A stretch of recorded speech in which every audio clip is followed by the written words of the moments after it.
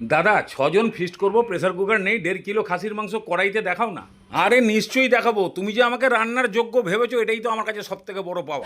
তবে একবার কড়াইতে তাকিয়ে দেখে নাও, এইরকম কালার, এইরকম সেদ্ধ, আর দেখেই তো বোধহয় সেন্ট পাচ্ছ। চলবে তো এরকম? তাহলে শুরু করো। তাহলে মাংসটাকে আগে ভালো করে ধুয়ে নিয়ে বিয়েতে প্রেজেন্ট পাওয়া এরকম একটা ফুটো ঝুড়ির মধ্যে রেখে দাও, পুরো জল ঝরে যাবে। এবার 1.5 কিলো মাংসের জন্য মিনিমাম 250 পেঁয়াজ একটু মোটা মোটা করে কেটে ফেলো। কড়াইতে বানাবে তাহলে সেদ্ধ হওয়ার জন্য একটু মেডিসিন দিতে হবে, এরকম কয়েকটা কাঁচা পেঁপে আর 50 গ্রাম মতো আদা আর একটা মিডিয়াম সাইজের রসুনের কোয়া। আলু খেতে চাইলে এরকমভাবে কেটে ফেলো। এই ঠান্ডায় ঠান্ডায় মশলাটাও এখনই বানিয়ে ফেলো। তারপরে আগুনের কাজ, 1 চামচ জিরে, 4টে ছোটো এলাচ, একটা দারচিনি, 4-5টা মতন লবঙ্গ, একটা গোটা জয়ত্রী ফুল, এরকম একটা কুট্টি সাইজের জায়ফলের টুকরো, আর একখানা ফাটানো বড় এলাচ।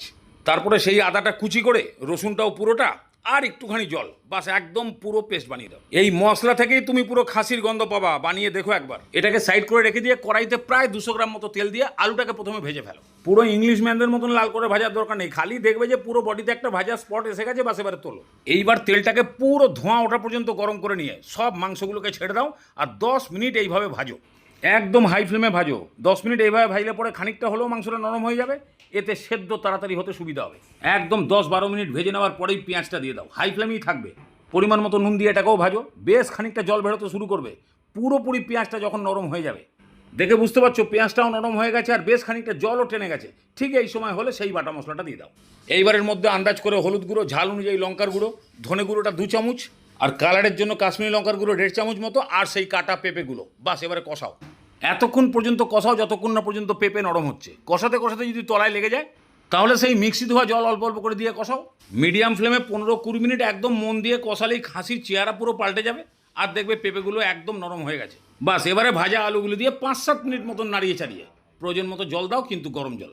কোনো মতেই ঠান্ডা জল দিও না, সব টেস্ট গড়বড় হয়ে যাবে। একেবারে ফুটন্ত গরম জল দিয়ে ভালো করে মিশিয়ে এবারে ঢাকনা দিয়ে মিডিয়াম ফ্লেমে মোটামুটি 1/2 ঘন্টা মাঝে মাঝে একটু নাড়িয়ে দেবা। আবার এটাও জেনে রাখবা, খাসির কোয়ালিটির উপরেও কিন্তু সেদ্ধটা নির্ভর করে। আমাদেরটা তো 1/2 ঘন্টায় হয়ে গেছিলো, দেখো তোমারটা কতক্ষণে। সেদ্ধ হয়ে সাইড দিয়ে যখন এরকমভাবে তেল ছেড়ে দেবে, বাস এবারে নিয়ে বসে পড়ো। চলবে এরকম সেদ্ধ?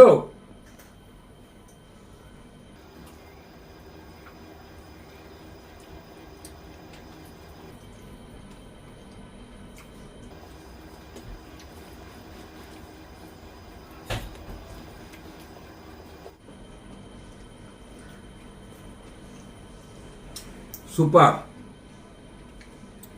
বানিয়ে দেখো একবার কড়াইতে এরকম হবে। গ্যাস খরচা একটু হবে, কিন্তু সাংঘাতিক টেস্ট।